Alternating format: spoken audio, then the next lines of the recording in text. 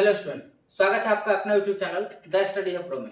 आज हम लोग देखेंगे फर्स्ट चैप्टर के इंट्रोडक्शन वाले पार्ट को। किसको? इंट्रोडक्शन वाले पार्ट को इस वीडियो में कवर करेंगे। इस वीडियो में आपका पूरा इंट्रोडक्शन पार्ट यानी कि थ्योरी पार्ट आपका कवर होगा। चलिए हम लोग बिना देर हुए वीडियो को स्टार्ट करते हैं। हाँ, एक इंपॉर्टेंट नोटिस, अगर आप चाहते हैं कि भाई आपको जो पैनल पीडीएफ है इसका जो नोट्स है वो आपको आप तक आसानी से पहुंचते रहे, इसके लिए आप हमारे प्ले स्टोर से एप्लीकेशन को डाउनलोड कर सकते हैं। वहां आपको पूरा पैनल पीडीएफ आपको सेक्शन में मिलते रहेगा, आपको क्लास के सेक्शन में मिलते रहेगा। और कोई नोटिफिकेशन चाहते हैं तो आप हमारे टेलीग्राम से जुड़ सकते हैं, इंस्टाग्राम से जुड़ सकते हैं, फेसबुक से जुड़ सकते हैं, या मेरा व्हाट्सएप नंबर रहा, इससे आप कोई भी प्रॉब्लम हो तो इस पे आप व्हाट्सएप करके कुछ समस्या का समाधान ले सकते हैं। चलिए आगे हम लोग वीडियो को स्टार्ट करते हैं। हमारा आज का टॉपिक है रियल नंबर। क्या है? Real number. रियल नंबर को समझने से पहले रियल नंबर समझने की अगर हम कोशिश करेंगे तो इसमें समस्या आती है। क्या समस्या आती है? जैसे ही बात किया जाए रियल नंबर का, रियल नंबर जैसे ही आप रियल नंबर के बारे में जानने की कोशिश करेंगे, रियल नंबर किसको कहते हैं? तो भाई परिमेय संख्या और अपरिमेय संख्या को मिलने से जो समूह बनता है उसको हम लोग रियल नंबर कहते हैं, यानी वास्तविक संख्या कहते हैं। तो समस्या क्या आएगी कि सबसे पहले फिर जानना पड़ेगा कि भाई परिमेय संख्या क्या और अपरिमेय संख्या क्या। तो जैसे जैसे संख्या की खोजबीन होगी तो पूरा बेसिक से हमको जानना पड़ जाएगा कि क्या है, तब जाके हमको वाकई में समझ में आएगा कि भाई वास्तविक संख्या है क्या। तो क्यों ना ऐसा किया जाए कि हम लोग पूरा बेसिक से ही समझने की कोशिश करें, ताकि चैप्टर को समझना आसान है। और यह चैप्टर आपके एग्जाम के पॉइंट ऑफ व्यू से बहुत ही इंपॉर्टेंट है।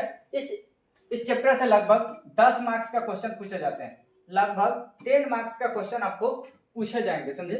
वो भी लगभग 7 से 8 मार्क्स आपका ऑब्जेक्टिव रहेगा और 1 से 2 क्वेश्चन आपका सब्जेक्टिव पूछे जाते हैं। तो यहाँ से सबसे ज्यादा इंपॉर्टेंट हो जाता है इस चैप्टर का थ्योरी को कवर करना, समझे। इस चैप्टर का अगर थ्योरी को आप आसानी से समझ लेते हैं तो आपके हिंदी मीडियम के अगर कोई बोर्ड हो तो इससे, हालांकि आज वीडियो बिहार बोर्ड के बच्चे के लिए बनाया जा रहा है, लेकिन हाँ इस थ्योरी को अगर सही से समझते हैं तो आपको हिंदी मीडियम के कोई भी बोर्ड हो वह आसानी से आप बना सकते हैं। चलिए हम लोग बिना देर के वीडियो को स्टार्ट करें। सबसे पहला टॉपिक आता है आपका प्राकृत संख्या। सबसे पहला टॉपिक आपका आ जाएगा प्राकृत संख्या। प्राकृत संख्या किसको कहेंगे? तो भाई गिनती के संख्या को हम लोग प्राकृत संख्या कहते हैं। किसको? गिनती के संख्या को हम लोग प्राकृत संख्या कहते हैं। तो भाई बात आती है कि गिनती के संख्या किसको कहेंगे। तो देखिए हम लोग गिनती कहां से सीखे थे? 1 से लेकर जितना भी संख्या सीखे थे वह गिनती के संख्या था। इस बात को विशेष ध्यान रखेंगे कि गिनती के संख्या में जीरो को कवर नहीं किया जाता है, यानी कि जीरो को हम लोग नहीं रखते हैं, समझे। तो जब भी गिनती की संख्या की बात किया जाए तो गिनती की संख्या कहां से शुरू होगी? 1 से शुरू होगी। 1 से लेकर अनंत तक जितना भी संख्या हम लोग लिख पाते हैं वह संख्या क्या होती है? गिनती की संख्या। बच्चे को जैसे ही कहा जाए कि गिनती की संख्या को हम लोग प्राकृत संख्या कहेंगे तो बच्चा यह समझता है गिनती सर हम 1 से लेकर 100 तक सीखे थे, तो क्या 1 से लेकर 100 तक की ही संख्या को प्राकृत संख्या कहेंगे? तो नहीं, ऐसा कुछ नहीं है। हम लोग गिनती कहां से सीखे थे? 1 से लेकर 100 तक सर सिखा दिए थे, और उसके बाद की जो भी संख्या होती है बस हम लोगों को इतना समझदारी आ जाता है कि भाई इसके बाद भी जो संख्या है वो गिनती की ही संख्या होता है, समझे। तो 1 से लेकर हम लोग कह सकते हैं कि अनंत तक की जो भी संख्या है हमारा क्या कहलाती है? प्राकृत संख्या कहलाती है। क्या कहलाती है? प्राकृत संख्या। और इसको हम लोग कैपिटल एन से सूचित करते हैं। क्या करते हैं बाबू? कैपिटल एन से सूचित करते हैं। चलिए आगे आता है प्राकृत संख्या के बाद आपका पूर्ण संख्या। पूर्ण संख्या मतलब किसको कहते हैं? पूर्ण मतलब पूरा करना, समझे। तो अभी तक जो काम अधूरा था उसको पूरा करने का काम करता है क्या? पूर्ण संख्या। आपका जो पूर्ण संख्या है अधूरे काम को पूरा करने का काम करता है। तो बात आती है कि भाई अधूरा आखिर क्या था? तो देखिए जीरो बिना कोई भी संख्या पद्धति बनाना संभव नहीं है, समझे। जीरो को छोड़ के हम लोग नेग्लेक्ट करके नहीं चल सकते। तो इसमें अधूरापन क्या था? तो जीरो नहीं था। तो हम क्या किए कि भाई प्राकृत संख्या किसको कहें, पूर्ण संख्या किसको कहें? तो भाई गिनती के संख्या में हमें कमी थी किसकी? जीरो की। अगर गिनती के संख्या में हम जीरो को शामिल कर देंगे यानी जीरो को मिला देंगे तो जो नया समूह बनेगा, आपको भी पता है कि भाई जैसे जीरो को मिलाएंगे तो एक समूह बनेगा, कहां से लेके? जीरो से लेके। तो जो समूह बनता है इसी समूह को हम लोग क्या कहते हैं? पूर्ण संख्या कहते हैं। तब बात आती है पूर्ण संख्या कहां से कहते हैं? तो जीरो से लेके अनंत तक के संख्या को हम लोग क्या कहते हैं? पूर्ण संख्या कहते हैं। क्या कहते हैं? पूर्ण संख्या कहते हैं। इसे कैपिटल डब्ल्यू से सूचित किया जाता है। क्या किया जाता है? कैपिटल डब्ल्यू से सूचित किया जाता है। अब आपसे पूछ सकता है क्या सभी प्राकृत संख्या, क्या आपकी सभी प्राकृत संख्या पूर्ण संख्या हो सकते हैं? तो देखिए यहां से लेके यहां तक सभी इसमें है, तो हम कह सकते हैं हाँ सभी प्राकृत संख्या पूर्ण संख्या हो सकते हैं। लेकिन वही क्वेश्चन उलट दे, क्या सभी पूर्ण संख्या प्राकृत संख्या हो सकते हैं? तो नहीं, सभी में जीरो हमारे पास पूर्ण संख्या में होता है लेकिन प्राकृत संख्या में जीरो नहीं होता है। तो हम इस बात को कहेंगे क्या सभी प्राकृत संख्या सभी पूर्ण संख्या प्राकृत संख्या नहीं हो सकते। कारण क्या है? पूर्ण संख्या में जीरो होता है लेकिन प्राकृत संख्या में जीरो नहीं होता। ध्यान से क्वेश्चन सुनिए, आपसे पूछा जाता है क्या सभी प्राकृत संख्या पूर्ण संख्या हो सकते हैं? तो हो सकते हैं। लेकिन वही क्वेश्चन उलट दे, क्या सभी पूर्ण संख्या प्राकृत संख्या हो सकते हैं? तो नहीं। कारण क्या है? तो भाई पूर्ण संख्या में 0 होता है लेकिन प्राकृत संख्या में 0 नहीं होता। चलिए आगे बढ़ते हैं हम लोग। आगे की संख्या है पूर्णांक संख्या। आगे की संख्या आपका क्या है? पूर्णांक संख्या। तो पूर्णांक किसको कहेंगे? देखिए अभी तक जो संख्या हम लोग देख रहे थे वह सभी संख्या किसमें था? धनात्मक संख्या था। क्या था? धनात्मक। तो क्या संख्या पद्धति में सिर्फ और सिर्फ धनात्मक ही पढ़ना होता है? नहीं, धनात्मक के साथ साथ हमें ऋणात्मक भी पढ़ना होता है। तो अगर हम पूर्ण संख्या में के समूह में कह सकते हैं कि पूर्ण संख्या के समूह में उसी संख्या का अगर ऋणात्मक को मिला दे, क्या किया जाए? उसी संख्या के ऋणात्मक को मिला दिया जाए तो जो समूह बनता है इस समूह को क्या कहते हैं? पूर्णांक संख्या कहते हैं। क्या कहते हैं? इस समूह को हम लोग पूर्णांक संख्या कहते हैं। इसका एग्जांपल है माइनस अनंत से लेके प्लस अनंत तक, यानी कि आप माइनस में कुछ भी संख्या लिख दीजिए चाहे प्लस में कुछ भी संख्या लिख दीजिए, साथ में 0 भी शामिल होगा। समझे? अगर इस प्रकार की संख्या है तो इसको क्या कह सकते हैं? पूर्णांक संख्या कह सकते हैं। यहाँ से ऑब्जेक्टिव और भी बनेगा, कह सकता है क्या सभी पूर्णांक संख्या प्राकृत संख्या हो सकते हैं? तो सभी पूर्णांक संख्या प्राकृत संख्या नहीं हो सकते। लेकिन वही क्वेश्चन पूछे सभी प्राकृत संख्या पूर्णांक संख्या हो सकते, सभी पूर्ण संख्या प्राकृत संख्या, सभी पूर्ण संख्या पूर्णांक संख्या हो सकते, लेकिन सभी पूर्णांक न तो प्राकृत हो सकते हैं न तो पूर्ण संख्या हो सकते हैं। चलिए इसको हम लोग आई से सूचित करते हैं। किससे? आई से, इंटीजर से। इसको हम लोग आई से सूचित करते हैं। समझे? इसको कहीं कहीं जेड से भी सूचित किया जाता है। चलिए आगे आपका आता है सम संख्या। सम संख्या क्या है? तो भाई सम संख्या कह सकते हैं कि भाई वैसी संख्या जो 2 से विभाज्य हो वह संख्या क्या कहलाती है? सम संख्या कहलाती है। देख सकते हो वैसी संख्या जो 2 से विभाज्य हो उसे हम लोग क्या कह सकते हैं? सम संख्या कह सकते हैं। अब बात आती है कि कैसी संख्या 2 से विभाज्य होगी? तो 2 के विभाज्यता के नियम पढ़ना था क्लास 6 में। समझे? तो 2 के विभाज्यता के नियम क्या कहती है? तो भाई वैसी संख्या जिसके इकाई स्थान पर 0, 2, 4, 6, 8 अगर यह सभी संख्या हो तो हम कह सकते हैं यह संख्या 2 से विभाज्य है। और वह संख्या जो 2 से विभाज्य है वह सम संख्या है। तो हम इसी परिभाषा को कह सकते हैं कि वैसी संख्या जिसके इकाई स्थान पर 0, 2, 4, 6, 8 अगर हो वह संख्या क्या कहलाती है?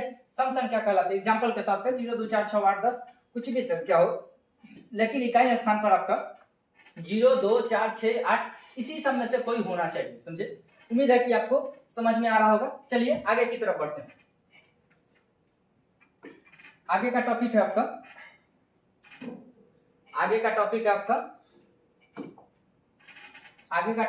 भाज्य संख्या। आगे का टॉपिक आपका विषम संख्या। क्या है? विषम संख्या। विषम संख्या किसको कहेंगे? तो भाई वैसी संख्या जो हमारा 2 से विभाज्य न हो वह संख्या क्या कहलाती है? विषम संख्या कहलाती है। क्या कहलाती है? विषम संख्या। तो हमें कैसे पता होगा कि भाई 2 से विभाज्य न हो? तो भाई 2 का विभाज्यता के नियम क्या था? जिसके इकाई स्थान पर 0, 2, 4, 6, 8 होगा वह आपका सम संख्या होता था। तो भाई 0, 2, 4, 6, 8 इसको छोड़ के संख्या बच क्या जाता है? इसको छोड़ के संख्या हमारा बचता है 1, 3, 5, 7 नहीं, यानी कि यह सभी संख्या अगर इकाई स्थान पे हो तो यह 2 से भाग नहीं लगने देगा। तो भाई विषम संख्या का परिभाषा कहता है वैसी संख्या जिसके इकाई स्थान पे क्या हो? 1 हो, 3 हो, 5 हो, 7 हो, या क्या कहलाएगा? विषम संख्या। क्यों? तो भाई जिसके इकाई स्थान पर 1, 3, 5, 7, 9 होगा वह 2 से भाग नहीं लगेगा, क्योंकि 2 का विभाज्यता का नियम कहता है कि भाई 1, 2, 0, 2, 4, 6, 8 होना चाहिए। समझे? तो हम कह सकते हैं कि भाई वैसी संख्या जो 2 से विभाज्य न हो वह विषम संख्या होगी। चाहे इसी परिभाषा को कह सकते हो वैसी संख्या जिसके इकाई स्थान पर 1, 3, 5, 7, 9 इसमें से कोई भी संख्या हो वह संख्या क्या कहलाएगी? विषम संख्या कहलाएगी। चलिए नेक्स्ट टॉपिक आपका है कि अभाज्य संख्या। अभाज्य संख्या बहुत ही इंपॉर्टेंट है बिहार बोर्ड के लिए, 10th के बच्चों के लिए बहुत ही इंपॉर्टेंट है। इससे एक ऑब्जेक्टिव आपको आसानी से पूछते हैं। एक ऑब्जेक्टिव आपसे क्वेश्चन दे दिया जाए कि निम्न में कौन सा अभाज्य संख्या इसको बताइए। चाहे कह सकता है निम्न में कौन सी अभाज्य संख्या नहीं है। तो भाई आपको जब तक अभाज्य संख्या पहचानने नहीं आए कि कौन सी संख्या को अभाज्य संख्या कहते हैं और कौन सी संख्या अभाज्य संख्या नहीं होती है तब तक उस क्वेश्चन को आप डील नहीं कर पाइए। चलिए सबसे पहले अभाज्य संख्या को समझते हैं। अभाज्य संख्या क्या है? तो भाई वैसी संख्या जो केवल 1 से और अपने आप से विभाज्य हो वह संख्या अभाज्य संख्या कहलाती है। क्या कहलाती है? तो भाई वैसी संख्या जो 1 से और अपने आप से विभाजित होती है वह संख्या हमारा क्या कहलाती है? अभाज्य कहलाती है। तो भाई इस डिफिनेशन को आप ठीक से समझिए। क्या है कि भाई वैसी संख्या जो 1 से और अपने आप से विभाजित हो वह संख्या अभाज्य संख्या कहलाती है। अब देखिए 1 है जो संख्या हमारे 1 को कंसीडर किया गया। 1 में देखिए 1 को कौन विभाजित करेगा? 1, और 1 को भाग लगाएगा क्या? स्वयं। देखिए स्वयं भी भाग लगा रहा है, 1 भी भाग लगा रहा है। तो भाई 1 हमारा अभाज्य होना चाहिए। क्या होना चाहिए? 1 हमारा अभाज्य संख्या होना चाहिए, लेकिन 1 हमारा अभाज्य संख्या नहीं होती है। क्यों? तो भाई इस अभाज्य संख्या के परिभाषा में थोड़ा सा और ऐड कर दिया जाता है कि भाई वैसी संख्या जो 1 से विभाज्य हो और अपने आप से विभाज्य हो और इसका केवल 2 गुणनखंड संभव हो। इसका केवल कितना गुणनखंड संभव हो? इसका केवल आपका 2 गुणनखंड संभव हो, केवल 2 गुणनखंड संभव हो, 2 गुणनखंड संभव हो। यानी हम कह सकते हैं कि भाई अभाज्य संख्या कौन सी होगी? तो भाई वैसी संख्या जो 1 से भाग लगे और अपने आप से भाग लगे और उसका गुणनखंड केवल कौन होना चाहिए? 2 ही संख्या होना चाहिए, न 2 से कम गुणनखंड आना चाहिए, न 2 से ज्यादा गुणनखंड आना चाहिए। तो हम कहते हैं कि अभाज्य संख्या। अब यहाँ देखिए गुणनखंड 1 है, यह भी 1 है, इसका गुणनखंड कितना है? 1। तो भाई यह गुणनखंड वाले केस को फॉलो नहीं करता, इसीलिए हमारे अभाज्य संख्या के कैटेगरी में नहीं आता है। अब अभाज्य संख्या शुरू कहां से होता है? तो भाई 1 तो आपका अभाज्य संख्या के कैटेगरी से छट गया है। तो भाई अब अभाज्य संख्या शुरू कहां से होगा? 2 से। 2 होगा, 3 होगा, 5 होगा, 7 होगा, 9 होगा, 7 के बाद 11 होगा, 9 नहीं होगा, सॉरी 9 नहीं होगा। क्यों नहीं 9 होगा? तो भाई 9 इसलिए नहीं होगा कि 9 को देखिए 1 भाग लगाएगा, 3 भाग लगाएगा, उसके बाद यह 9 भाग लगाएगा। तो भाई गुणनखंड क्या हो जाएगा? 1 2 3। गुणनखंड की संख्या कितना हो जाएगी? 3। तो 2 से ज्यादा गुणनखंड नहीं होना चाहिए। वैसी संख्या जिसका गुणनखंड अगर हम ज्ञात करें तो गुणनखंडों की संख्या कितना होना चाहिए? केवल और केवल 2, न 2 से कम ना चाहिए न 2 से बढ़ना चाहिए। और उस 2 में भी कौन कौन होना चाहिए? एक तो भाई वैसी संख्या जो सभी को भाग लगाए, यानी कि एक तो हमेशा सभी संख्या का गुणनखंड होगी। दूसरा गुणनखंड कौन होना चाहिए? जो संख्या वही गुणनखंड होगी। उसके अलावा दूसरा कोई भी अगर गुणनखंड होती है वह संख्या अभाज्य संख्या नहीं कहलाएगी। समझे? उम्मीद है कि आपको अभाज्य संख्या समझ में आओ। अब यहाँ से सबसे इंपॉर्टेंट पॉइंट है तो भाई 2 आपका अभाज्य संख्या है। 2 क्या है? अभाज्य संख्या है। 2 को हम लोग अभाज्य संख्या भी कहते हैं। 2 हमारी सबसे छोटी अभाज्य संख्या होती है। क्या होती है? 2 हमारी सबसे छोटी अभाज्य संख्या होती है। और एक और बात, इससे आपसे ऑब्जेक्टिव क्वेश्चन पूछते हैं कि भाई सबसे छोटी अभाज्य संख्या, सबसे छोटी भाज्य संख्या का योग बताइए, अंतर बताइए, गुणनफल बताइए, भागफल बताइए, लसा बताइए, मसा बताइए। अगर आप बिहार बोर्ड के बच्चे देख रहे हैं तो आपको एक क्वेश्चन इंपॉर्टेंट है, हर साल आपके बिहार बोर्ड ने पूछा है इसको। क्या कहता है कि भाई एक संख्या वैसी सबसे छोटी अभाज्य संख्या तथा सबसे छोटी भाज्य संख्या का योगफल, गुणनफल, भागफल, अंतर, लसा, मसा, ये 6 पैटर्न है। यानी कि आपका योगफल हो गया, अंतर हो गया, गुणनफल हो गया, भागफल हो गया, लसा हो गया, मसा हो गया। 6 क्वेश्चन बनते हैं एक अभाज्य संख्या और भाज्य संख्या के लेकर। या 6 में से कोई एक क्वेश्चन आपको हर बार रिपीट करता ही करता है। आपसे क्वेश्चन पूछ सकता है सबसे छोटी भाज्य संख्या और सबसे छोटी अभाज्य संख्या का लसा बताइए, मसा बताइए, जोड़ बताइए, घटाव बताइए, गुना बताइए, भाग बताइए। कोई क्वेश्चन पूछ के आपसे पूछ सकता है। तो आपको यहाँ सबसे इंपॉर्टेंट पॉइंट इस बात को ध्यान रखना कि सबसे छोटी अभाज्य संख्या आखिर होती कौन। जब तक यह पता नहीं होगा तब तक ले ना आप गुना कर सकते हैं, न लसा निकाल सकते हैं, न मसा निकाल सकते हैं। इसीलिए सबसे छोटी अभाज्य संख्या कौन होती है? 2। और यह सबसे इंपॉर्टेंट पॉइंट है। आपसे एक और क्वेश्चन ऑब्जेक्टिव में बनाती है कि भाई निम्न में से कौन सम अभाज्य संख्या है? क्या है? निम्न में से कौन सम अभाज्य संख्या? क्या है? सम अभाज्य संख्या। तो भाई बात आ जाती है सम अभाज्य किसको कहते हैं? सम अभाज्य किसको कहते हैं? तो भाई वैसी संख्या जो सम भी हो और अभाज्य भी हो, उस संख्या को हम लोग क्या कहते हैं? सम अभाज्य संख्या कहते हैं। पूरे संख्या पद्धति में केवल 2 ही ऐसा संख्या है जो सम है और सम के साथ साथ अभाज्य है। अब सोच के देखिए कि भाई 2 के अलावा अगर कोई सम होगा तो उसका गुणनखंड 2 आएगा, और 2 गुणनखंड आएगा तो आपको भी पता है किसी भी संख्या का एक तो गुणनखंड होगा ही, और वह संख्या खुद गुणनखंड होगा। और उसके अलावा 2 गुणनखंड अगर होगा तो भाई वह आपका सम संख्या होगा, लेकिन आपका अभाज्य संख्या नहीं होगा। क्योंकि अभाज्य संख्या होने के लिए केवल 2 गुणनखंड संभव होना था, और यहाँ गुणनखंड कितना निकल जाएगा? 3। तो वह अभाज्य संख्या नहीं हो पाएगा। तो भाई या तो 2 के अलावा कोई अभाज्य संख्या, सम अभाज्य संख्या होता ही नहीं। तो आपसे जब भी क्वेश्चन पूछे कि निम्न में कौन सम अभाज्य संख्या है, केवल और केवल कौन होगा? 2 होगा। 2 के अलावा कोई भी सम अभाज्य संख्या नहीं है, क्योंकि अगर वह अभाज्य होगा तो सम नहीं होगा, अगर सम होगा तो वह अभाज्य नहीं होगा। उम्मीद है कि यहाँ तक आपको समझ में आया होगा। चलिए नेक्स्ट आगे की तरफ देखते हैं। आगे है आपका भाज्य संख्या।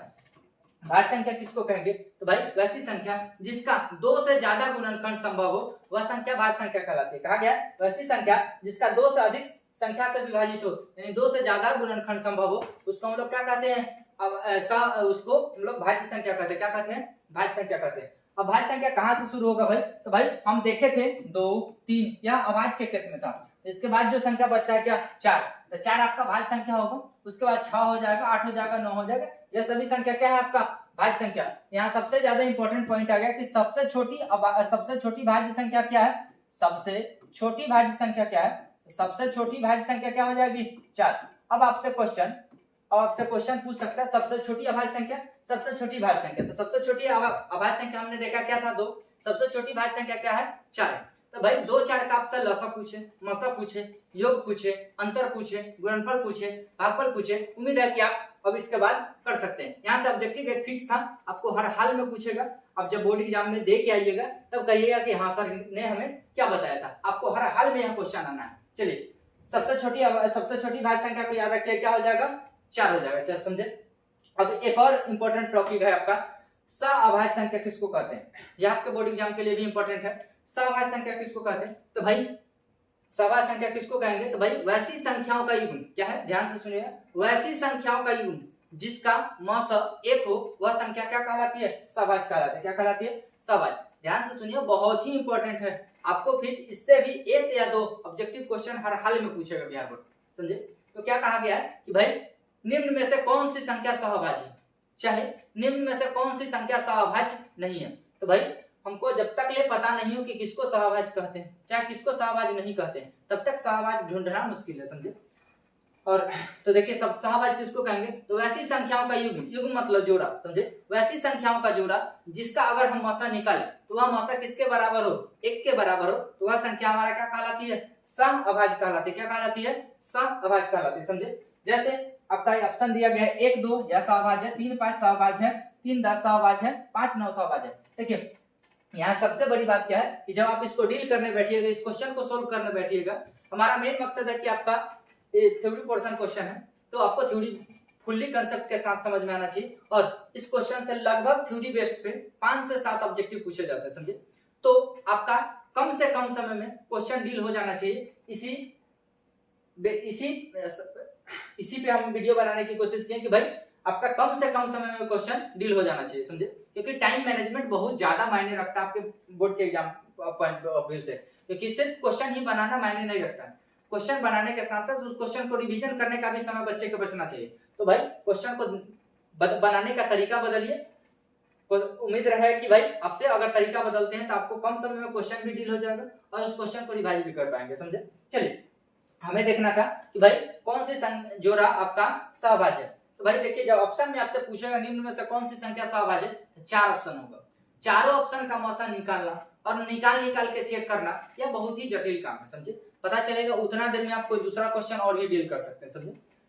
तो ऐसा कोई व्यवस्था है जिससे डायरेक्ट पता चले कि भाई यह जोड़ा आपका सहभाज्य है, यह जोड़ा सहभाज्य नहीं है। देखिए पूरा तो कंसेप्ट नहीं, पूरा तो नहीं क्लियर बताया जा सकता कि कैसे, लेकिन हाँ कुछ कुछ तरीका है जिसे हम देख के कुछ ऑप्शन को कम कर सकते हैं। 4 ऑप्शन में से 1 2 ऑप्शन है जिसको हम लोग कम कर सकते हैं। कोई कोई क्वेश्चन ऐसा ऑप्शन दिया जाता है जो डायरेक्ट देख के बताया जा सकता है कि यह सहभाज्य है चाहे यह सहभाज्य नहीं, समझे। तो हम लोग अभी समझेंगे कि भाई किस टाइप की संख्या सहभाज्य हो सकती है और किस टाइप की संख्या सहभाज्य नहीं हो सकती, समझे।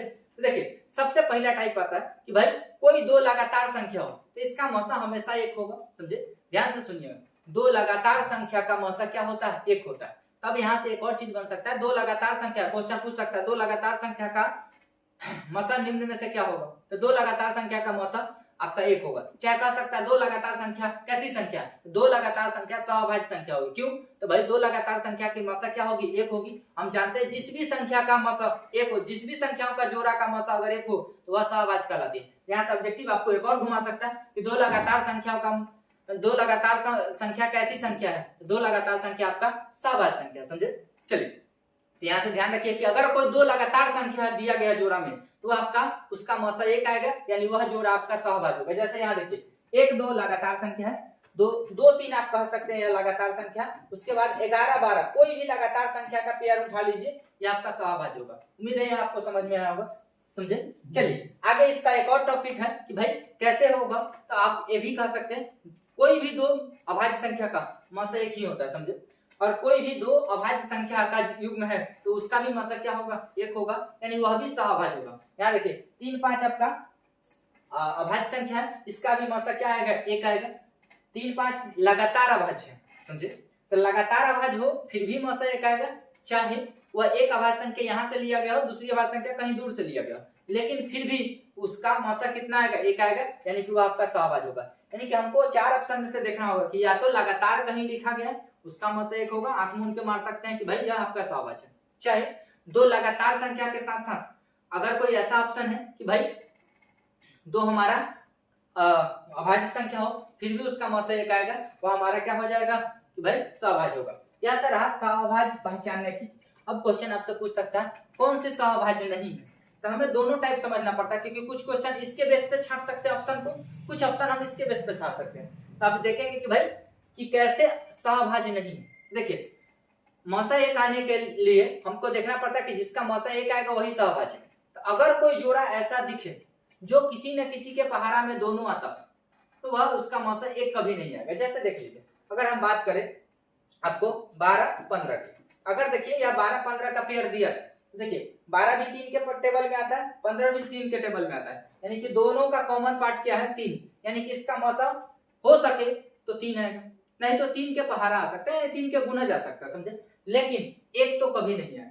तो हम इस पेयर को ध्यान से देखेंगे, अगर कोई ऐसा पेयर है जो किसी न किसी के टेबल में आ रहा है तो भाई वह सहभाज्य नहीं होगा, समझे। इस बेस पे हम छांट सकते हैं कि यह सहभाज्य नहीं है। अब हमको कहा था कि भाई निम्न में से कौन सी सहभाज्य है, तो या तो ऑप्शन डायरेक्टली देखेंगे कि लगातार दिया गया तो भाई सहभाज्य होगा। अगर कोई अभाज्य संख्या है, दोनों ऑप्शन अभाज्य संख्या, वह आपका क्या हो जाएगा सहभाज्य हो जाएगा। लेकिन ऐसा अगर ऑप्शन कुछ नहीं दिख रहा तो हम इस बेसिस पे तो कुछ को छांट सकते हैं, नहीं अगर छट रहा तो हम इस बेसिस पे भी छांट लेंगे कि कोई ऐसा ऑप्शन नहीं ना कि किसी किसी के टेबल में आ रहा है। अगर ऐसे करने पे 4 ऑप्शन में से 2 भी ऑप्शन कम हो जाते हैं तो हमें 2 ही ऑप्शन चेक करने पड़ेंगे और कम समय में क्वेश्चन डील हो जाएगा। नहीं तो छोटी सी क्वेश्चन के लिए हमें 4 ऑप्शन चेक करने पड़ेंगे, तब जाके यह पता चलेगा, तो बहुत ज्यादा लेंथी प्रोसेस हो जाएगा। तो यह टाइम टेकिंग है। टाइम टेकिंग क्वेश्चन को एग्जाम के पॉइंट ऑफ व्यू से अगर आप चाहते हैं 100 में 100 आउट ऑफ नंबर लाना, तो जो भी क्वेश्चन आपके ज्यादा समय खींचे उसको छोड़ के चलिए, नेग्लेक्ट करके चलिए, उस पर तब आइए जब आपका पूरा और पूरा क्वेश्चन ना बन पाए, समझे।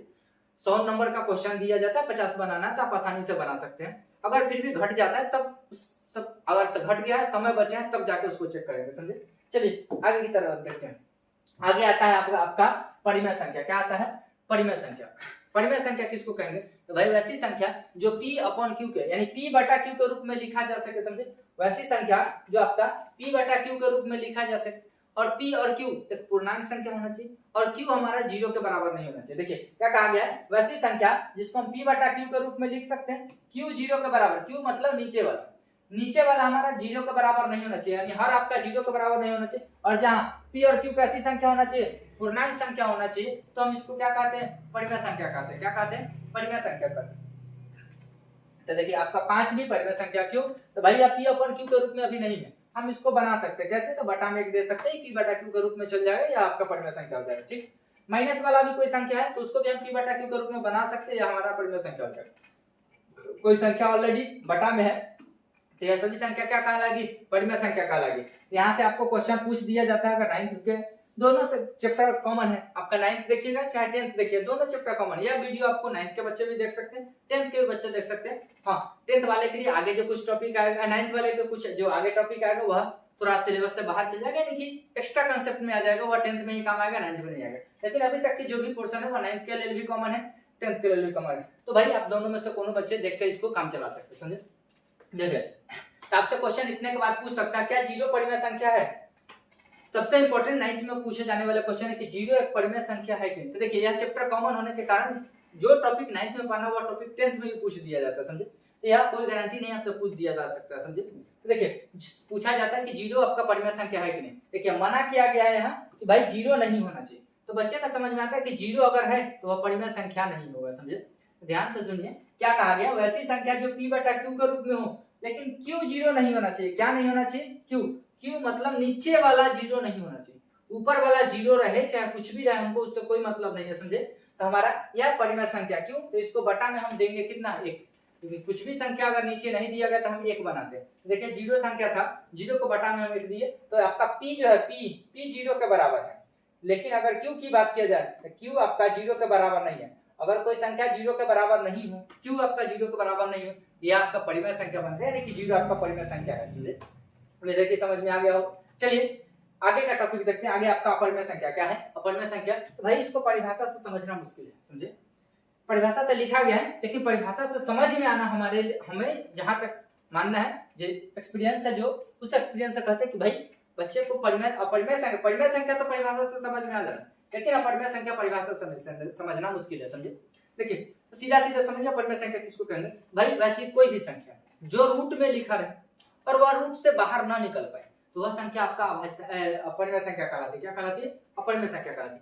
ध्यान से सुनिए, क्या है? वैसी संख्या जो रूट में लिखा रहे लेकिन रूट से बाहर ना निकले वह संख्या क्या कहलाती है?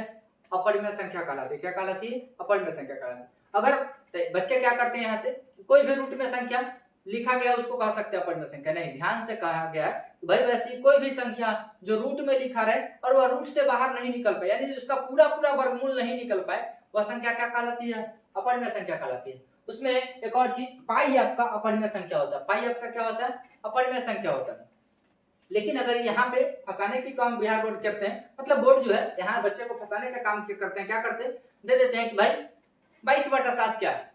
तो देखिए आपसे अगर क्वेश्चन पूछे कि भाई 22/7 क्या है, तो भाई बच्चा बचपन से पढ़ता है कि 22/7 क्या है, यह पाई का मान है। क्या है? पाई का मान है 22/7। तो बच्चा समझता है कि भाई जब पाई अपरिमेय संख्या है इसका मतलब 22/7 भी क्या होगा? अपरिमेय संख्या होगा। जाहिर सी बात है अपरिमेय होगा। लेकिन ध्यान से सुनिए क्या कहा जाता है, अगर सिर्फ और सिर्फ कहें कि 22/7 क्या है तो भाई 22/7 एक परिमेय संख्या है। क्या है? परिमेय संख्या। कारण तो भाई 22/7 p/q के रूप में लिखा गया और यह संख्या परिमेय संख्या होता है, समझे। लेकिन वही संबंध दे कि 22/7 आखिर है क्या? एक पाई का मान। तो जब भी 22/7 के पाई के मान से रिलेशन आ जाए तब भाई अपरिमेय संख्या। क्यों? तो पाई का यह लगभग मान होता है, एग्जैक्ट मान नहीं होता। क्या होता है? पाई का यह लगभग मान होता है। हमें आवश्यकता अनुसार इसको जहां पाई की जरूरत पड़ता है तो हम लोग 22/7 रखते हैं, समझे। तो यह आपका एग्जैक्ट वैल्यू नहीं है, ये अप्रोक्सीमेट वैल्यू है, समझे। तो इसीलिए हम इसको क्या कह सकते हैं कि पाई हमारा क्या है? अपरिमेय संख्या है, समझे। पाई अपरिमेय संख्या। लेकिन 22/7 केवल और 22/7 की बात किया जाए तो 22/7 आपका परिमेय संख्या होगा जब पाई से कोई रिलेशन नहीं होगा। अगर इसका जैसे ही पाई के साथ रिलेशन आएगा ये आपका अपरिमेय संख्या हो जाएगा। उम्मीद आपको समझ में आया होगा। चलिए आगे के टॉपिक देखते हैं। आगे अब आता है आपका वास्तविक संख्या, जो आपका चैप्टर था। इस चैप्टर पे अब हम लोग घूम फिर के वापस आ गए। चलिए, आपका वास्तविक संख्या किसको कहते हैं? तो भाई परिमेय संख्या, अभी जो आपने देखा परिमेय संख्या और आपने अपरिमेय संख्या देखा। अपरिमेय संख्या और परिमेय संख्या के समूह को हम लोग क्या कहते हैं? वास्तविक संख्या कहते हैं। क्या कहते हैं? परिमेय संख्या और अपरिमेय संख्या के समूह को मिलने के बाद जो भी समूह बनता है उस समूह को हम लोग क्या कहते हैं? अपरिमेय संख्या कहते हैं। 9th के बच्चे के क्वेश्चन पूछ दिया जाता है, क्या सभी परिमेय संख्या वास्तविक संख्या हो सकते हैं? पूछा जाता है क्या सभी परिमेय संख्या वास्तविक संख्या हो सकते हैं? तो हो सकते हैं। उसी बात पूछा जाता है क्या सभी अपरिमेय संख्या वास्तविक संख्या हो सकते हैं? हो सकते हैं। लेकिन क्वेश्चन पूछे क्या सभी वास्तविक संख्या परिमेय संख्या हो सकते हैं? नहीं हो सकते। क्या सभी वास्तविक संख्या अपरिमेय संख्या हो सकते हैं? नहीं हो सकते।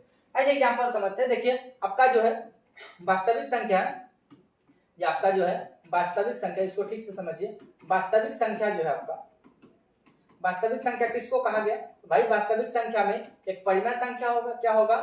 परिमेय संख्या होगा। और एक क्या हो जाएगा? अपरिमेय संख्या हो जाएगा। क्या हो जाएगा? अपरिमेय। इसको समझिए। यह परिमेय संख्या को आप समझ सकते हैं पिताजी। यह क्या है?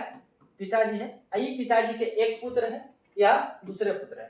सिंपल समझ सकते हैं कि भाई पिताजी के दो संतान, एक क्या? परिमेय, एक अपरिमेय। देखिए पिताजी के सारे संपत्ति जो है उस मतलब इसका जो संपत्ति है ये वाले, मान लीजिए परिमेय संख्या का जो संपत्ति है वह इस घर में है, अपरिमेय संख्या का इस घर में। लेकिन देखिए दो भाई हैं तो कह सकता है कि भाई यह जो घर है परिमेय संख्या कह सकता है यह हमारा भी घर है, अपरिमेय संख्या कह सकता है हमारा भी घर है। लेकिन परिमेय संख्या कहे कि सारा घर हमारा है, यह संभव कदापि नहीं। वही उसी जगह पे कहे यह सारा घर हमारा है, नहीं, इस घर में दोनों का हिस्सा है, समझे। तो आप समझ सकते हैं कि भाई सभी वास्तविक परिमेय का नहीं हो सकता, सभी वास्तविक अपरिमेय का नहीं हो सकता, लेकिन सभी परिमेय वास्तविक हो सकता है। ये कह सकता है कि हाँ ये जो घर है इस घर में हमारा पूरा पूरा हक है भाई। ये कह सकता है इस घर में हमारा भी पूरा पूरा हक है, यानी कि सभी परिमेय वास्तविक हो सकते हैं, सभी अपरिमेय वास्तविक हो सकते हैं, लेकिन सभी वास्तविक न परिमेय हो सकते हैं न अपरिमेय हो सकते हैं। उम्मीद आपको समझ में आया होगा। चलिए आगे, परिमेय अपरिमेय खत्म है। तो अब हम लोगों को देखना पड़ेगा परिमेय का दशमलव प्रसार। अब 9th का टॉपिक खत्म हो जाता है, यहाँ से 9th और 10th दोनों का शुरू हो जाता है, समझे। दशमलव प्रसार आ जाता है। दशमलव प्रसार किसको कहते हैं? भाई अभी तक जो हमने परिमेय संख्या देख रहे थे परिमेय संख्या बटा के रूप में था, तो बटा वाले संख्या को जब अगर हम पूरा पूरा तोड़ने की कोशिश करे तो पता चलता है कि भाई बटा वाला संख्या को जब तोड़ने की कोशिश करते हैं तो वह दशमलव में जाना शुरू होता है, समझे। तो भाई बटा वाला संख्या कभी कभार ऐसा होता है कि भाई पूरा पूरा भाग देने में पूरा पूरा कट जाता है, पूरा पूरा विभाजित हो जाता है। कभी कभार पूरा पूरा विभाजित न हो तो दशमलव में जाना शुरू करता है। तो दशमलव में जाने के बाद बटा वाला संख्या किस प्रकार का रूप दिखाता है, इसी रूप को हम लोग दशमलव का प्रसार कहते हैं। क्या कहते हैं? दशमलव प्रसार। दशमलव प्रसार क्या है, यानी कि दशमलव में जाने के बाद कौन सी संख्या किस किस हिसाब से दिखता है, इसी को हम लोग क्या कहते हैं? दशमलव प्रसार। दशमलव प्रसार दो प्रकार के होते हैं, एक आपका दशमलव प्रसार शांत होता है, दूसरा दशमलव प्रसार आपका अशांत होता है। समझेंगे शांत किसको कहेंगे, अशांत किसको कहेंगे। तो शांत किसको कहेंगे, तो भाई जब आप दशमलव में लेके जब भी दशमलव में लिखे थे, देखिए इस प्रकार से लिखे थे 3.56 मान लीजिए एक संख्या, दूसरा आप देखे थे 3.333 डॉट डॉट डॉट, समझे, यानी कि 3 3 लगातार रिपीट करें। एक संख्या ऐसा देखे थे 5 6 2 5 1 3 2 1 मान लीजिए इस प्रकार से। देखिए दशमलव में ले जाने के बाद यह तीन रूप हमको देखने को मिलता है। क्या मिलता है? या तीन प्रकार का देखने को मिलता है। क्या मिलता है भाई? कुछ संख्या ऐसा होता है जो दशमलव में कुछ दूर जाने के बाद पूरा पूरा विभाजित हो जाते हैं, समझो। एक टाइप तो हम बचपन में यह सीखे थे कि भाई दशमलव में भाग ले जाते हैं तो भाई कुछ दूर जाता है, पूरा पूरा कट जाता है। और बचपन में जब सीख रहे थे तो भाई सर कहते कि भाई जब ज्यादा लंबा जाने लगे तो 3 से 4 अंक ले जाके छोड़ सकते हैं, लेकिन वो बचपन था। यहाँ आपको पूरा देखना पड़ेगा, समझे। तो भाई दशमलव में कुछ ऐसी संख्या थी जो कुछ दूर तक जाने के बाद 2 अंक 3 अंक 4 अंक जाने के बाद पूरा पूरा विभाजित हो जाती थी। कुछ संख्या ऐसे थी कि भाई दशमलव में सेम चीज लगातार रिपीट देना शुरू हो जाता था, समझे। कुछ ऐसी संख्या थी न कटती थी और न रिपीट देती थी। दशमलव में 3 को रूप देखना था, समझे। तो भाई दो प्रकार यहाँ देखना है दशमलव, एक शांत दशमलव का प्रसार, एक अशांत दशमलव का प्रसार। शांत दशमलव का प्रसार किसको कहते हैं? भाई वैसी दशमलव प्रसार जो दशमलव में जाने के बाद कुछ दूर चलने के बाद पूर्ण रूप से समाप्त हो जाती है, वो आपका शांत दशमलव कहलाती है। यानी कि वैसी दशमलव, यह आपका पहला केस वाला दशमलव में कुछ दूर जाने के बाद पूरा पूरा विभाजित हो गई है, यह हमारा शांत दशमलव कहलाती है। यहाँ देखिए डॉट डॉट डॉट का मतलब क्या है, यह आगे चलेगी, कटेगी नहीं, खत्म नहीं होगी, समझे। तो भाई वैसी दशमलव प्रसार जो दशमलव में जाने के बाद पूर्ण रूप से समाप्त हो जाती है, वह दशमलव प्रसार शांत दशमलव प्रसार होती है। क्या होती है? शांत दशमलव प्रसार होती है। लेकिन वैसी दशमलव प्रसार जो दशमलव में जाने के बाद न पूर्ण रूप से समाप्त नहीं होती है, वह आपका अशांत दशमलव कहलाती है। क्या कहलाती है? अशांत दशमलव। देखिए भाई कहा गया कि भाई शांत दशमलव किसको कहते हैं, तो भाई वैसी दशमलव संख्या जो दशमलव में जाने के बाद कुछ दूर चलने के बाद वह पूर्ण रूप से रुक जाती है, उसको शांत दशमलव कहते हैं। एज एग्जांपल आपका दिया गया कि यह देखिए दशमलव के बाद कोई दशमलव नहीं दिया गया, आपका डॉट डॉट डॉट लाइन नहीं से दर्शाया गया, यानी कि यह कुछ दूर जाने का पूरा पूरा समाप्त हो गया, इसको क्या कहेंगे? शांत दशमलव कहेंगे। अब आता है अशांत दशमलव। तो भाई वैसी दशमलव प्रसार जो दशमलव में जाने के बाद, दशमलव पे जाने के बाद वह नहीं रुके, उसको क्या कहते हैं? अशांत दशमलव कहते हैं। देखिए नहीं रुकने के लिए हम क्या करते हैं? डॉट डॉट लाइन से दिखा देते हैं, संख्या के बाद डॉट डॉट डॉट लाइन से दिखा देते हैं, आपका क्या हो जाता है? भाई यह नहीं रुकी है, समझे। अब अगर नहीं रुकी है तो इसमें भी दो केस था। एक क्या था कि कोई संख्या खास संख्या रिपीट करना शुरू करती है, और एक न कटती है न रिपीट करती है। तो भाई अशांत दशमलव भी दो प्रकार के होते हैं, एक आवर्ती होते हैं, एक आपका अनावर्ती होते हैं। क्या होते हैं? एक आवर्ती होते हैं, एक अनावर्ती होते हैं। आवर्ती किसको कहते हैं? तो भाई दो दशमलव में जाने के बाद किसी खास पैटर्न को रिपीट करना शुरू करे, इसको हम लोग आवर्ती कहते हैं। क्या कहते हैं? आवर्ती कहते हैं। लेकिन जो न कटे न रिपीट दे, उसको क्या कहते हैं? अनावर्ती कहते हैं। उसको क्या कहते हैं? अनावर्ती कहते हैं। उम्मीद आपको समझ में आया। चलिए नेक्स्ट देखते हैं। देखिए आवर्ती किसको कहा गया? वैसी दशमलव संख्या जो दशमलव में जाने के बाद आवर्त दे, यानी कि रिपीट करना शुरू करे। आवर्त का इंग्लिश में कहते हैं रिपीटिंग। क्या कहते हैं? रिपीटिंग। रिपीट देना शुरू करे तो उसको हम लोग क्या कहते हैं? आवर्ती कहते हैं। जैसे 3.333 लगातार रिपीट दे रहा, 2.25 उसके ऊपर रेकरिंग लगा रही है। रेकरिंग का मतलब रिपीट करना। रेकरिंग को हम लोग इस तरह से देते हैं या बिंदी लगा देते हैं, फिर भी यह रेकरिंग होगा। तो ये आपका क्या है? ये आपका रिपीटिंग चल रहा है, समझे। तो इसको हम लोग क्या कहते हैं? अशांत में आवर्ती कहते हैं। अब बात आती है अनावर्ती। अनावर्ती क्या है? जो न कटे न रिपीट करे, या अनावर्ती कहलाती है। तो भाई वैसी दशमलव प्रसार संख्या जो दशमलव जाने के बाद न ही आवर्त दे और न ही कभी कटे, उसको क्या कहते हैं? अनावर्ती कहते हैं। भाई इसके बाद जो संख्या यहाँ देखिए 3 5 3 5 5 3 5 5 5, यहाँ क्या हो रहा है? रिपीट करने की कोशिश कर रहा है, लेकिन हर बार 1 5 बढ़ जा रहा है। तो यह आपका रिपीट तो है लेकिन ठीक ठाक से नहीं। तो यह कहते हैं आपका या न कटता है न रिपीट देता है, इसको कहते हैं अनावर्ती। या क्या है? अनावर्ती के कैसे समझे। बात आता है किसका दशमलव प्रसार कैसा होता है। तो परिमेय संख्या का अगर दशमलव प्रसार देखें तो परिमेय संख्या का दशमलव प्रसार शांत होता है। परिमेय संख्या का दशमलव प्रसार कैसा होता है? तो शांत होता है या तो अशांत होता है। देखिए ध्यान से सुनिए, परिमेय संख्या का दशमलव प्रसार क्या होता है? तो परिमेय संख्या का दशमलव प्रसार शांत होता है, और परिमेय संख्या का दशमलव प्रसार अशांत भी होता है, समझे। यानी परिमेय संख्या का दशमलव प्रसार दोनों होता है, शांत भी होता है और अशांत भी होता है। शांत है इसका मतलब कंफर्म है कि परिमेय संख्या, अशांत है तो अशांत में हमने दो केस दिखा है, एक आवर्ती एक अनावर्ती। अगर अशांत में आवर्ती दिया है तो यह परिमेय संख्या है, लेकिन अशांत में अनावर्ती देगा तो यह आपका परिमेय संख्या है। आपसे क्वेश्चन पूछ देता है ऑब्जेक्टिव में, कहीं 7 या 8 ऑब्जेक्टिव पूछे जाएंगे, जिसमें से एक ऑब्जेक्टिव यह भी होगा निम्न में कौन सा दशमलव प्रसार शांत है, समझे। तो क्वेश्चन देखिए, जो दशमलव के रूप में दिया गया, दशमलव में पूर्ण रूप से समाप्त हो गया, इसका मतलब वह शांत है। चाहे कोई रिपीट करना शुरू किया है वह शांत है। पूछा कौन शांत, भाई जो पूरा पूरा खत्म हुआ वह शांत है, सॉरी जो पूरा पूरा खत्म हुआ शांत है, जो न खत्म हुआ है न कटा है रिपीट देना शुरू किया है यह आपका अशांत है।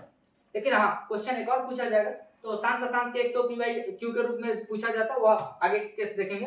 अभी देखिए आपसे पूछ दिया निम्न में कौन परिमेय संख्या कौन अपरिमेय संख्या, और वहां दशमलव के रूप में दिया गया, जिसका दशमलव प्रसार पूर्ण रूप से खत्म हो वह आपका परिमेय संख्या का दशमलव मतलब परिमेय संख्या होगा। चाहे कोई संख्या रिपीट कर रहा है वह आपका परिमेय संख्या होगा। लेकिन ऐसी कोई संख्या है जो न कट रहा है न रिपीट कर रहा है, यानी कि वह अपरिमेय संख्या होगा। तो दशमलव प्रसार भी दे के आपसे पूछ सकता है निम्न में कौन सी संख्या परिमेय है कौन सी संख्या अपरिमेय है, और निम्न जो ऑप्शन देगा उस ऑप्शन में कुछ रिपीटिंग रहेगा कुछ नॉन रिपीटिंग रहेगा। वहां देखना पड़ता है कि भाई दशमलव प्रसार कैसा है, हम उससे आसानी से चुन सकते हैं परिमेय संख्या है क्या अपरिमेय संख्या है। ध्यान से सुनिए, परिमेय संख्या का दशमलव प्रसार कैसा होता है, तो परिमेय संख्या का दशमलव प्रसार शांत होता है, अगर शांत के अलावा अशांत भी होता है। अगर अशांत हुआ, अशांत के साथ कौन होना चाहिए, आवर्ती होना चाहिए। अनावर्ती है इसका मतलब सिर्फ और सिर्फ यहां समझिए, अपरिमेय संख्या का दशमलव प्रसार केवल अशांत और अनावर्ती होता है। बच जाता है परिमेय संख्या, परिमेय संख्या शांत भी होगा अशांत भी होगा, अशांत अगर हुआ तो आपका आवर्ती होगा, समझे। बस इतना ही, चलिए आगे देखते हैं नेक्स्ट टॉपिक आपका क्या है। नेक्स्ट टॉपिक है परिमेय संख्या। अब बात आती है कि भाई यह तो था दशमलव के रूप में लाने के बाद शांत अशांत, समझे। अब आपसे पूछ दे कि बिना दशमलव में लाए, यानी बिना दशमलव प्रसार किए बताइए कि भाई परिमेय संख्या का यह शांत है या अशांत है। बिना दशमलव प्रसार किए बताइए कि यह शांत है या शांत है। देखिए परिमेय संख्या का क्यू यदि 2 के पावर n या 5 के पावर n, यानी परिमेय संख्या हम देखे थे क्या था, p अपॉन q के रूप का था, समझे। क्या था, p अपॉन q के रूप का था। भाई परिमेय संख्या के जो आपका q है, q जो है या 2 के पावर n या 5 के पावर n के रूप का है, तो यह शांत है। क्या है, शांत है। शांत नहीं है, शांत में परिवर्तनशील है, इसको हम लोग कहते हैं शांत में परिवर्तनशील।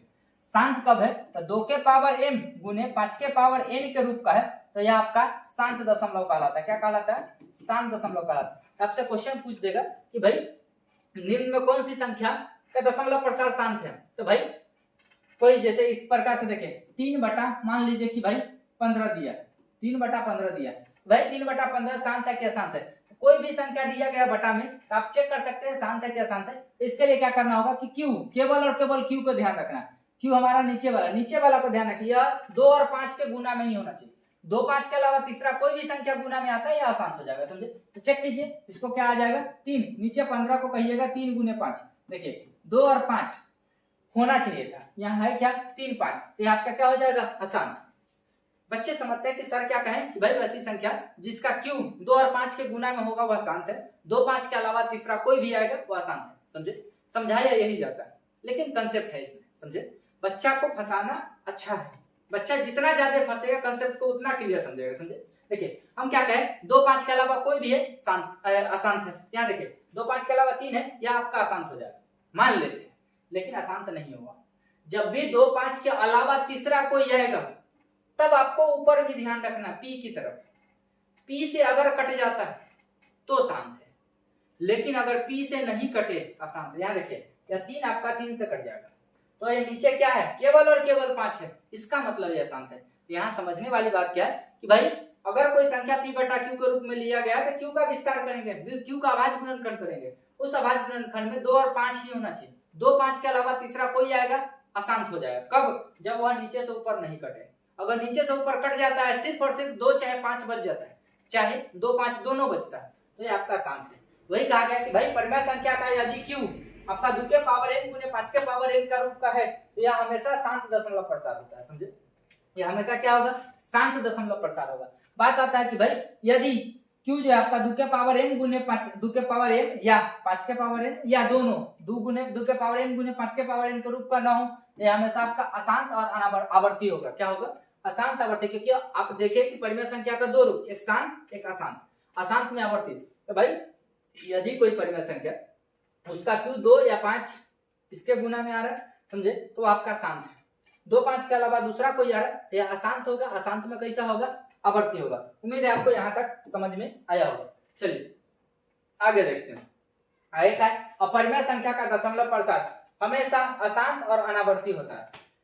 अपरिमेय संख्या का दशमलव प्रसार क्या होगा? अशांत होगा और हमेशा कैसा होगा? अनावर्ती होगा। यानी कि आपको अनावर्ती का केस जब भी दिखे वह आपका अपरिमेय संख्या पूछता है ऑप्शन में कि निम्न में से कौन सा अपरिमेय संख्या है, तो दशमलव प्रसार देखिए। अनावर्ती का केस है वो आंख मूंद के आप मान सकते हैं क्या है?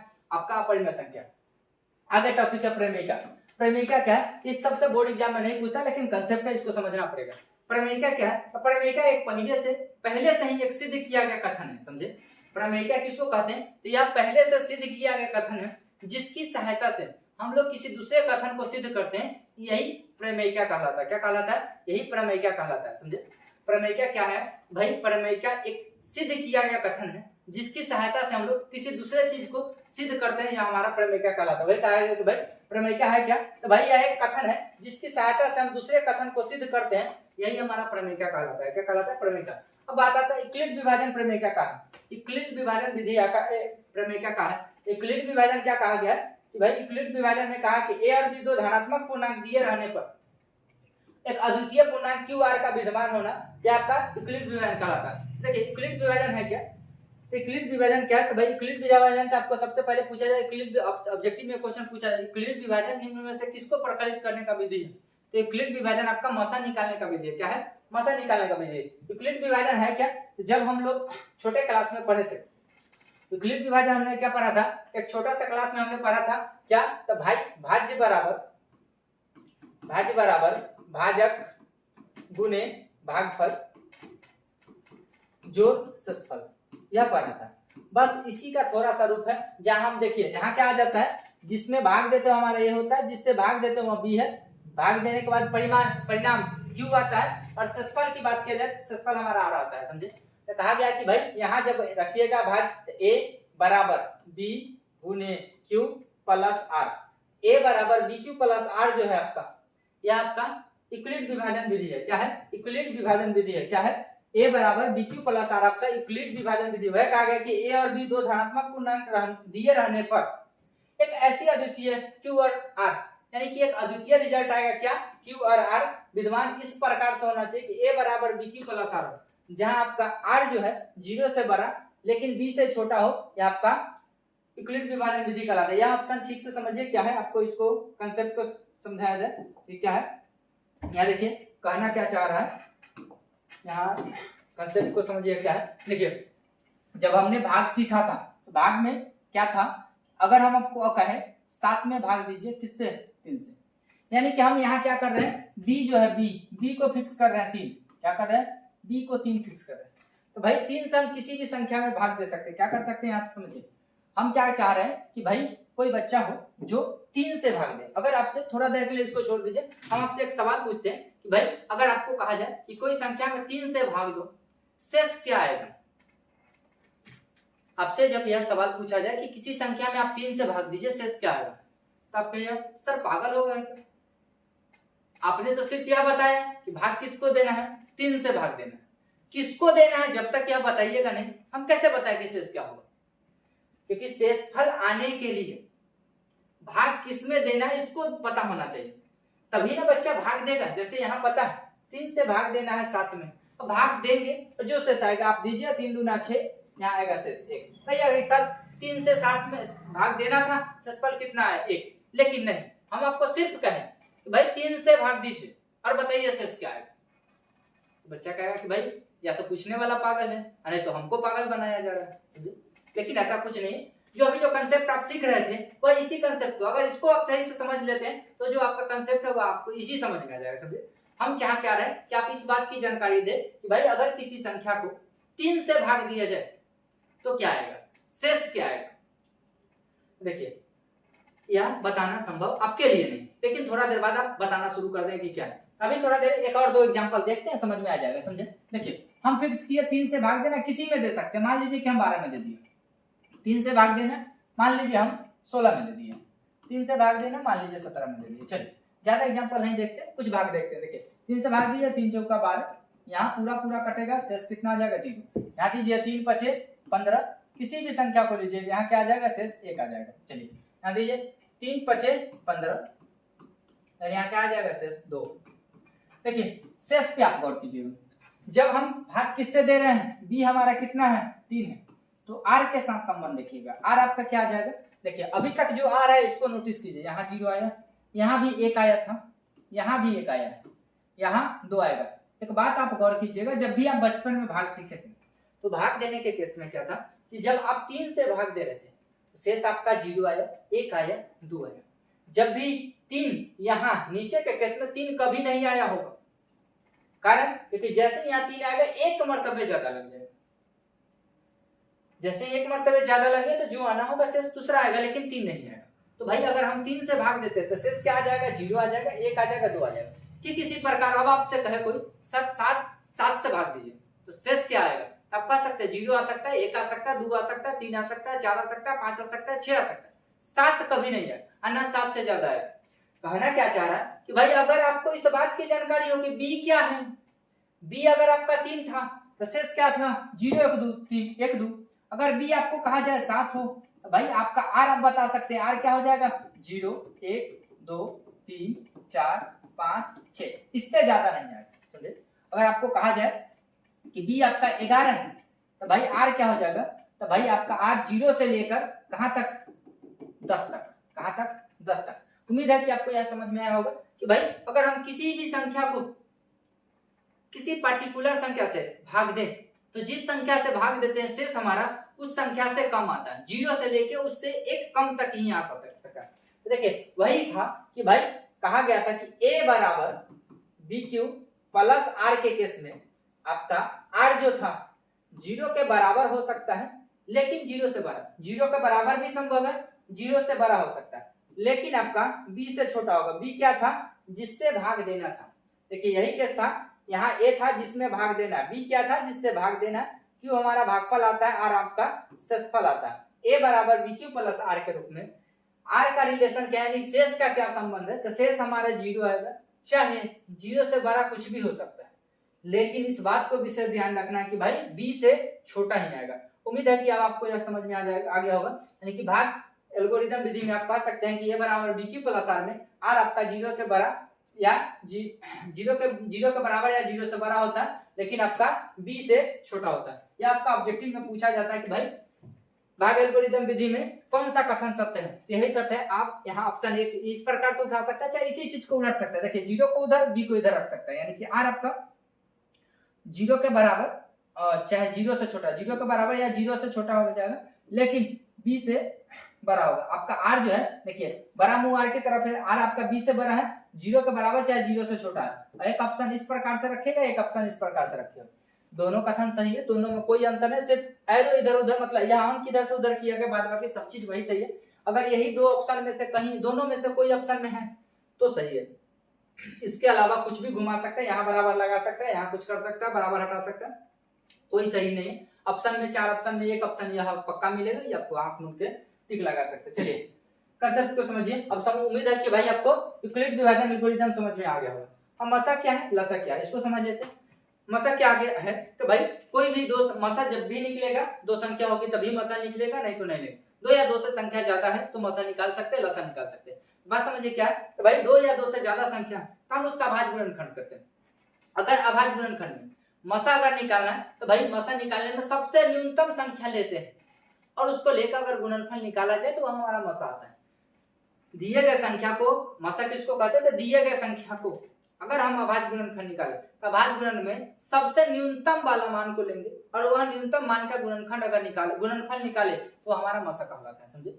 ठीक उसी प्रकार लसा की बात किया जाए तो भाई दिए गए संख्या को आप अभाज्य गुणनखंड निकालिए, अभाज्य गुणनखंड में उस दिए गए अभाज्य संख्या का महत्तम मान जो है उस महत्तम मान के गुणनफल को हम लोग मसा कहते हैं। वही कहा गया मसा क्या है, ऐसी अभाज्य संख्या जो उभयनिष्ठ या सभी संख्याओं का अभाज्य गुणनखंडों में से ही उनकी न्यूनतम घात लेकर उन्हें आपस में गुना करने पर प्राप्त गुणनखंड ही मशक कहलाता है। कहा गया है भाई वैसी कोई भी जो भी संख्या आप ली है उस संख्या का आप अभाज्य संख्या तो उसके उभयनिष्ठ को ले लीजिए, वह आपका मशक होगा। जैसे मान लीजिए एक 3 है आपका, एक 5 है, तो इसका उभयनिष्ठ क्या हो जाएगा, इसका भी 1 हो जाएगा, इसका भी 1 हो जाएगा, तो मशक क्या हो जाएगा 1।